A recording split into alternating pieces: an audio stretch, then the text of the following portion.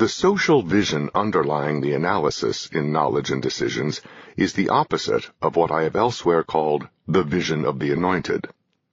There, the focus was on a set of people and their perception of their role in the world whose problems they saw as caused by the inadequacies of others. Here, the focus is not on particular people or their beliefs, but on social processes and the constraints within which those processes operate. The analysis begins with one of the most severe constraints facing human beings in all societies and throughout history: inadequate knowledge for making all the decisions that each individual and every organization nevertheless has to make in order to perform the tasks that go with living and achieve the goals that go with being human.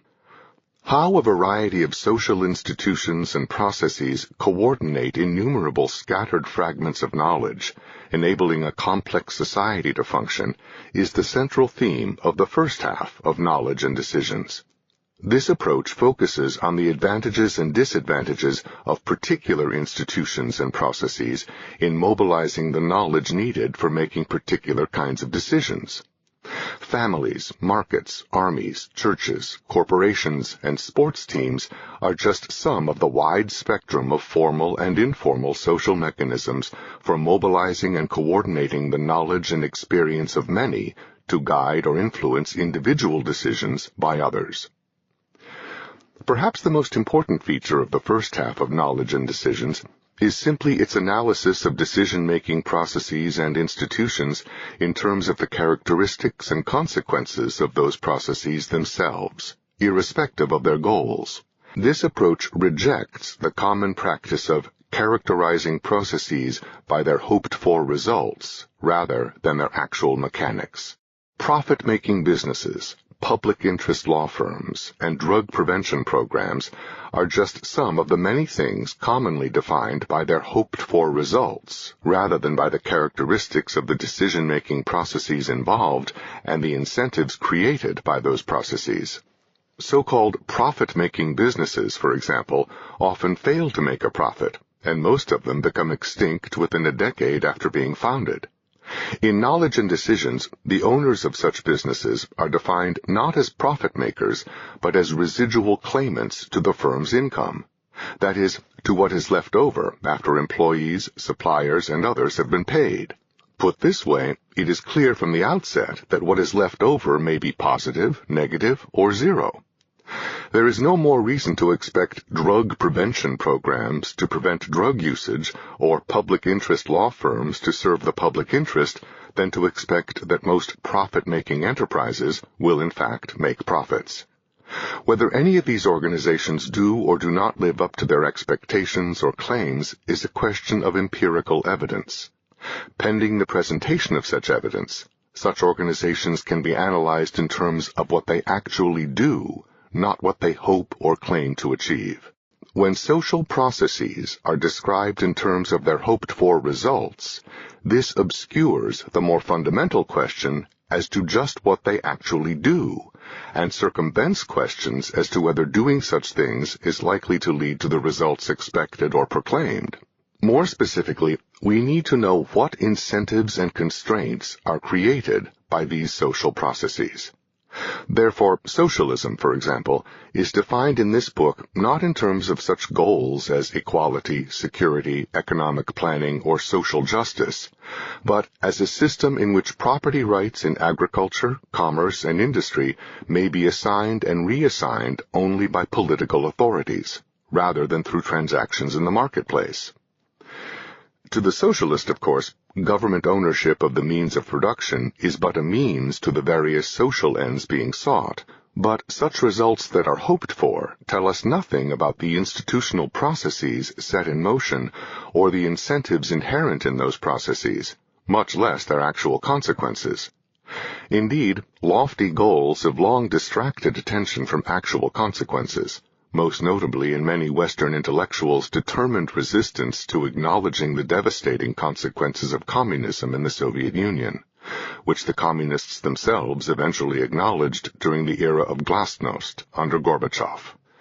The lofty goals of communism, always receding before them like the horizon, kept many Soviet sympathizers in the West mesmerized for decades, while more millions were slaughtered under Stalin than in Hitler's death camps.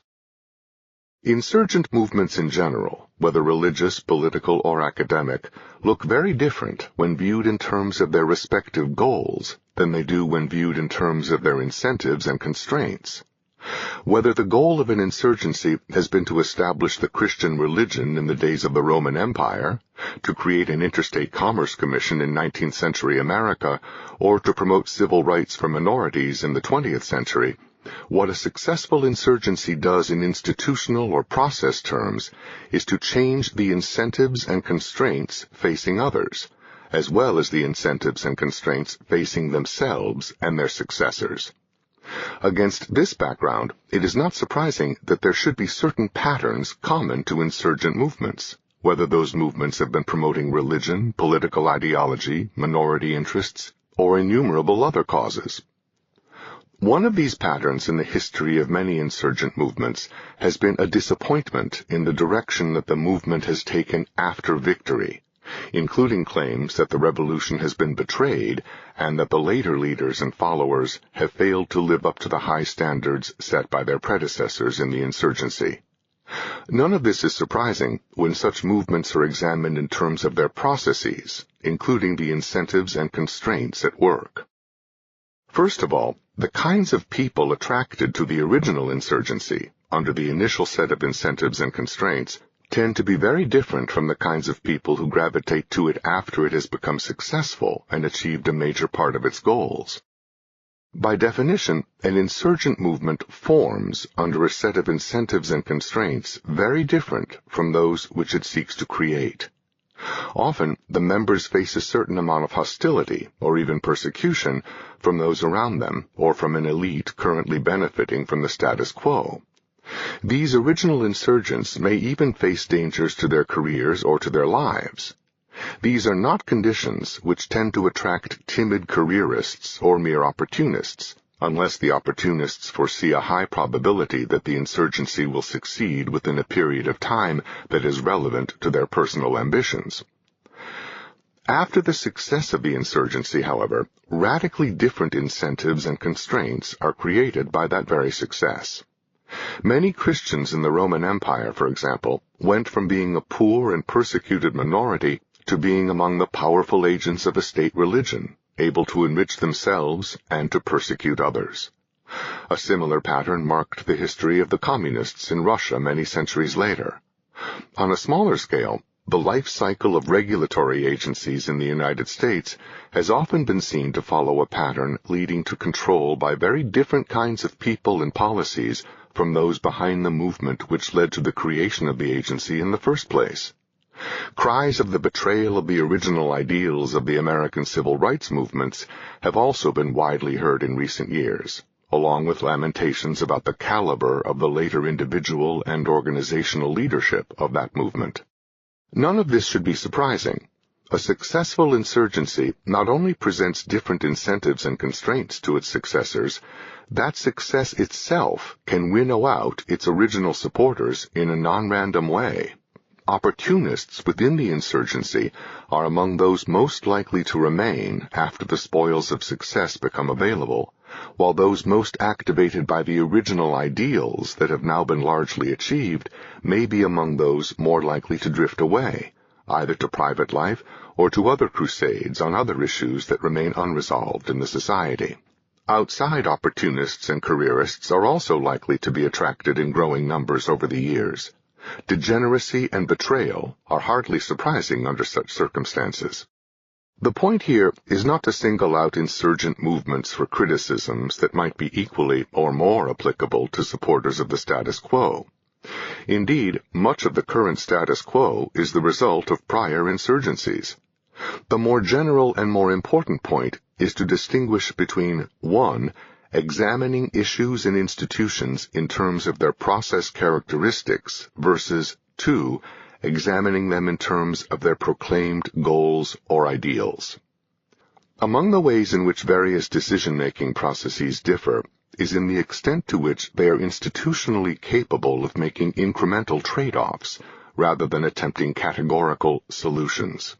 Consumers continually make incremental trade-offs when deciding what to buy in supermarkets or in automobile dealerships, but appellate courts may have only a stark choice to make between declaring a statute constitutional or unconstitutional.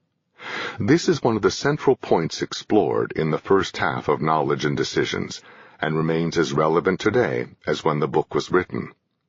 The importance of incremental trade-offs, whether in economic, social, or personal decisions, is emphasized here in part because it is so often lost in the shuffle of more emotionally appealing categorical priorities that are its antithesis. The distinction between incremental trade-offs and categorical solutions has been highlighted by recent trends in laws, policies, and judicial decisions, creating such categorical goals as protecting endangered species, eliminating the last vestiges of segregation, creating innumerable rights, and promoting safety of many sorts. All this not explicitly at all costs, but often in practice treating costs as somehow unworthy considerations to be almost always overridden. Diminishing returns alone can make categorical decision-making counterproductive in its impact when the point is reached where trivial amounts of one thing are being gained at the cost of devastating losses of another. But even aside from diminishing returns, categorical decision-making means that the very benefit being sought in one form may be sacrificed in another form. One particular kind of safety, for example, may be achieved by creating vastly greater dangers of another kind, as when pesticides are banned to eliminate their residual dangers in the environment at the cost of a 1,000-fold increase in the incidence of deadly insect-borne diseases, such as malaria.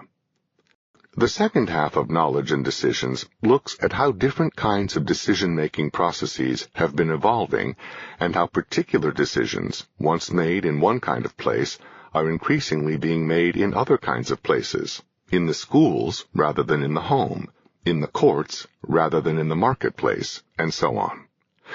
More important, the implications of such changes in the locations of decisions are examined, not only in terms of the accuracy and scope of the knowledge conveyed to different decision-makers, but also in terms of what it all means for human freedom. The analysis in the first half of this book stands as I wrote it more than 15 years ago.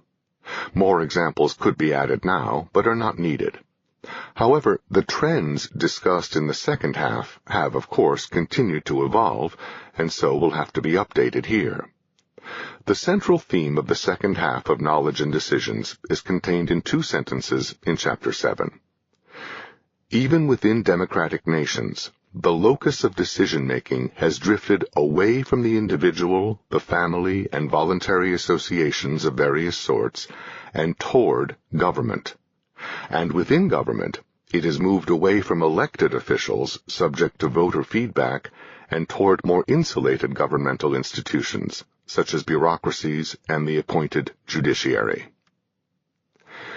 In many areas, these trends have clearly continued, but in some, especially in the economic area during the 1980s, there was some movement toward reversing such trends.